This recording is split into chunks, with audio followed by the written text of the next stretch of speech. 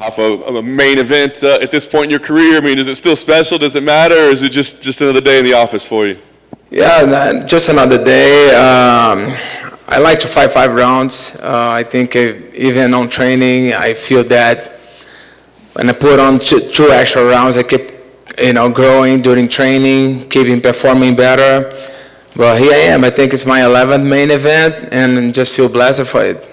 And staying busy too at this point in your career, is that probably like maybe more important than anything? Is just being able to fight frequently?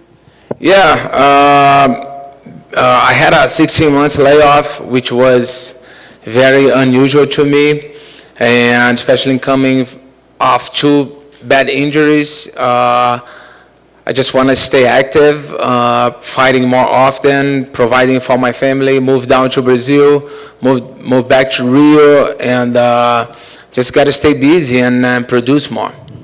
With Fiziev, I mean, you fought everybody, but he's got a kind of a unique style. I mean, is there anything that's particularly challenging about what he does?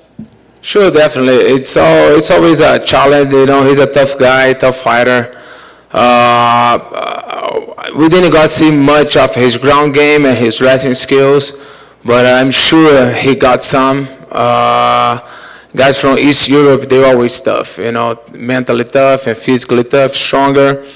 But yeah, I think I never been so ready in my whole life since I moved to Brazil.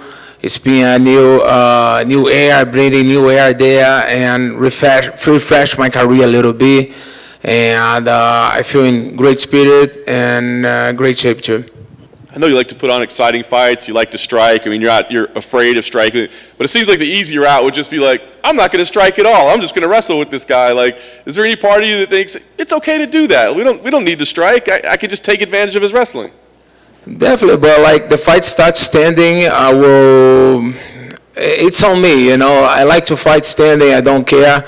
Well, it is an MMA fight. I'm gonna test his skills.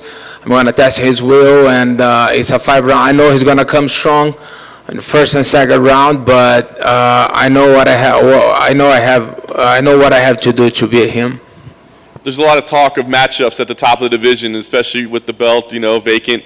You're still number 7 in the world right now, right? I mean, do you think a win here, maybe you need to be mentioned in some of those matchups that sometimes your name is left out of right now? Yeah, that's my goal, man. Come here, make a big statement, and throw my name out there on the title contention.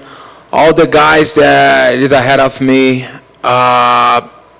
they come from a loss, or they have lost to the champion already. Besides Islam, but he has never beat a top 10 guy. But he's supposed to fight Benil, like Dana said, but maybe things gonna change.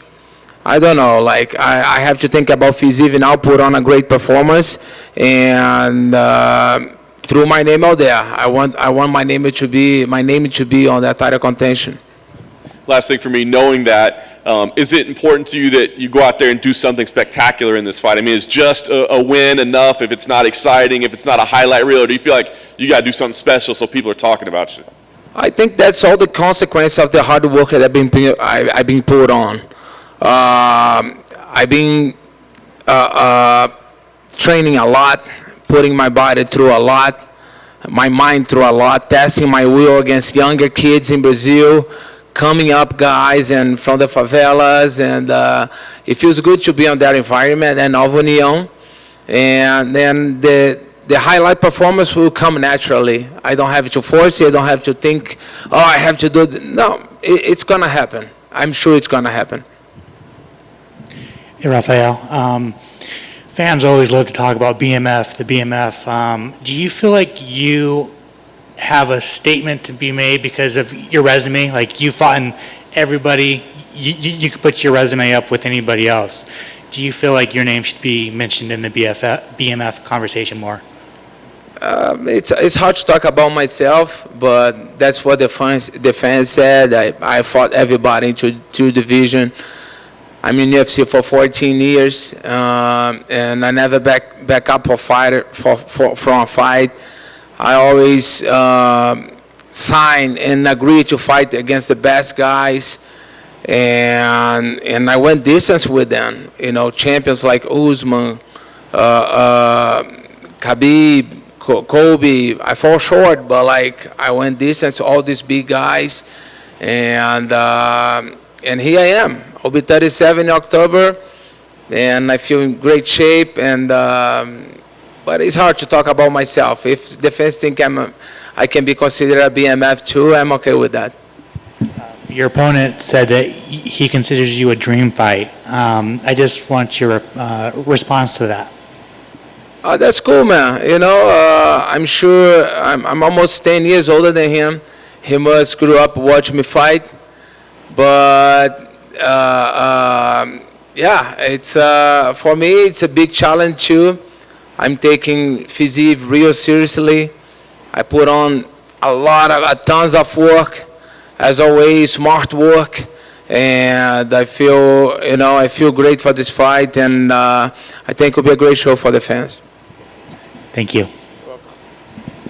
Thank you, Rafael, for taking the time. During that 16-month recovery, the staying sharp mentally, what did you do to stay busy? Businesses, gym, how do you take up 16 months?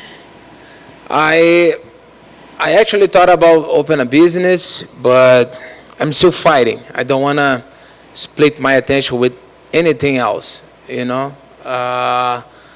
That's how competitive I am. I don't want to open anything that shift my attention from fighting, from get better. And I was just enjoying my family in Rio, you know, doing some road trips, recovery, because during the both surgery I was in Brazil.